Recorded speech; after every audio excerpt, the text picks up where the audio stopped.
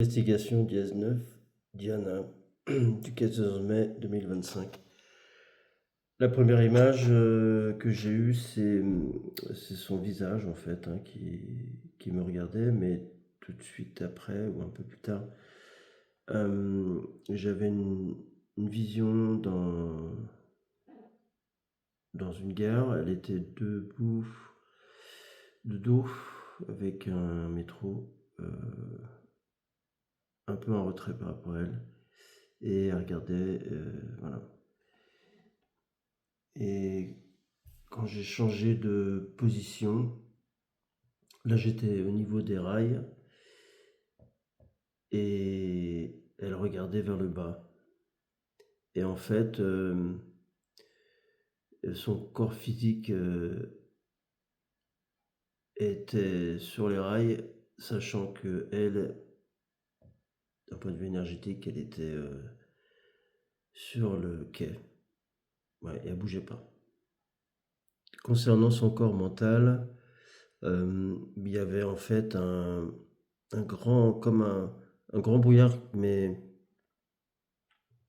frisé, autour de sa tête, avec une calotte dessus, blanche. On lui a proposé de faire un travail ensemble, et elle a souri pour indiquer qu'elle était d'accord. Et le corps mental, en fait, qui était comme un brouillard frisé, noir, s'est transformé en fait en croissant autour de sa tête.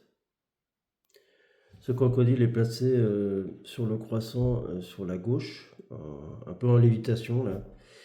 Et en fait, Rose me demande si je suis d'accord de le canaliser. Mais en fait, à ce moment-là, il se rapproche de moi très près. Et il me regarde avec son œil. Et donc, je le fige et, et je le rétrécis. Il devient tout petit.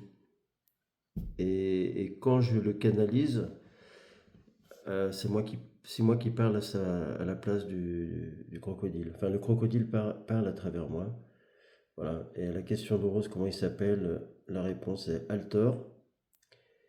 Et Altor, il crée des scènes dans, dans le mental de Diana, des scènes multiples et variées qui donnent l'impression d'un monde réel inacceptable, irréalisable, insupportable, causant de la schizophrénie.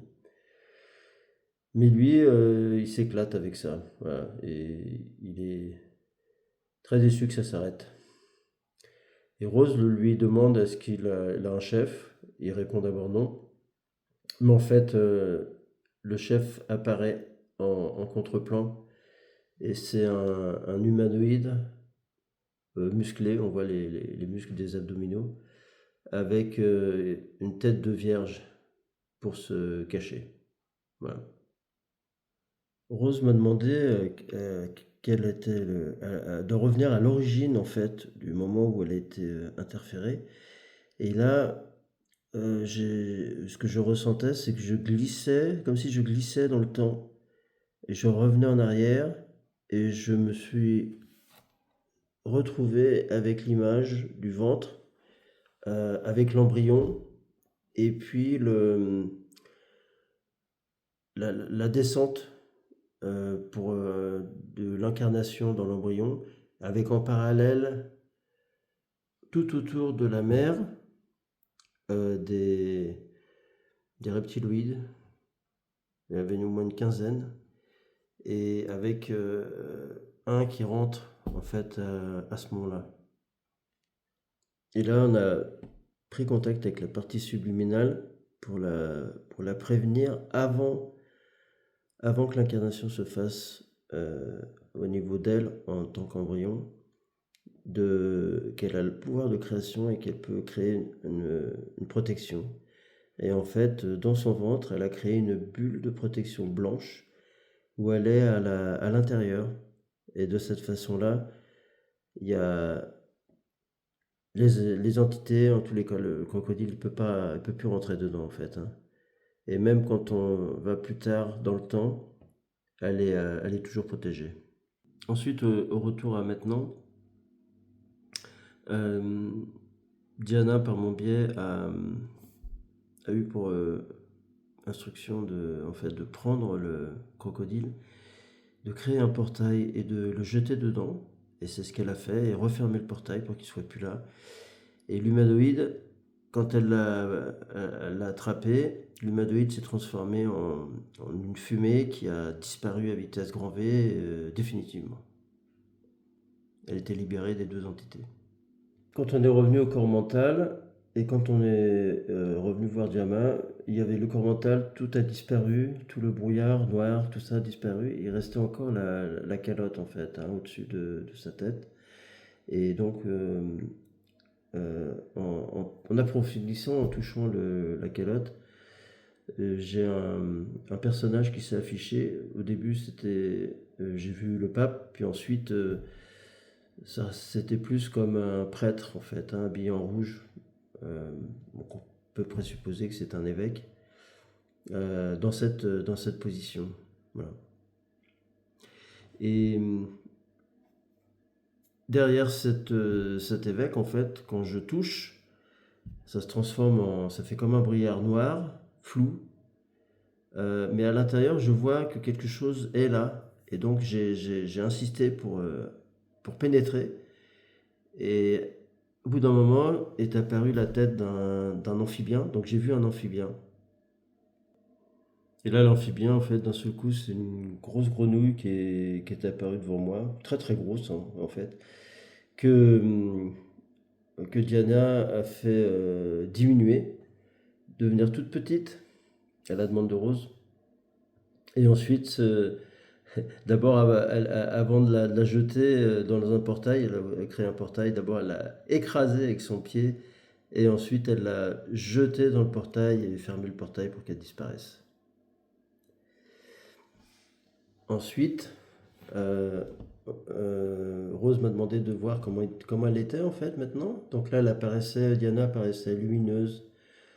Ça vibrait avec des très très belles fréquences de mille feux. Voilà. C'était très, très beau à voir. Là, on est revenu avec son corps émotionnel. Et en fait, il y avait cette boule de protection toujours autour d'elle, transparente.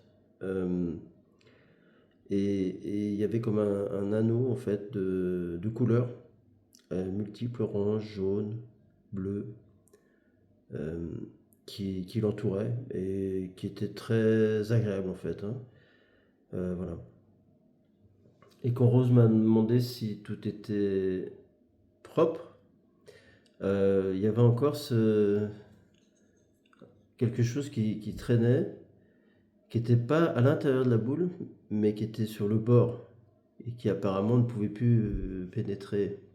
Mais ça faisait comme une forme de oméga avec un trait noir à l'intérieur.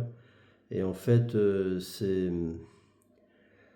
la perception que j'avais, c'était une perception antérieure, comme quoi c'était par le passage, par le sexe en fait, que faisait aussi l'entrée d'entités, l'entrée et sortie d'entités. Un peu comme de la possession en fait, hein. Voilà. Mais là, ça n'avait plus d'action du tout.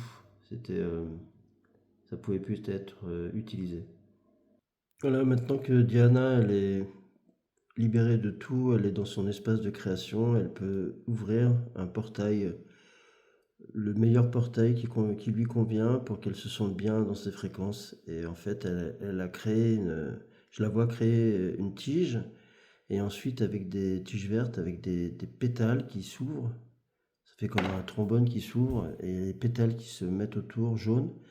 Et là, d'un seul coup, ça part à une vitesse supraluminique dans la galaxie. C'est extrêmement rapide. Et c'est beau puisqu'on est dans la galaxie. Et à la proposition de Rose que j'envoie à Diana, qu'elle peut créer autant de portails qu'elle veut. elle se crée un portail. D'abord, perçu la mer, mais ensuite, c'est une oasis qui est apparue avec des palmiers, un plan d'eau, une chaleur, mais pas trop forte, avec un petit vent très agréable. Et elle qui était allongée, voilà, un peu comme un transat, un hamac. Voilà. Et donc, elle était déjà partie dans la détente et dans la paix. Et on l'a remerciée pour ce qu'elle a fait. Elle nous remercie, elle aussi. Elle a fait un sourire. Elle était déjà installée dans son hamac et voilà, partie pour un repos éternel.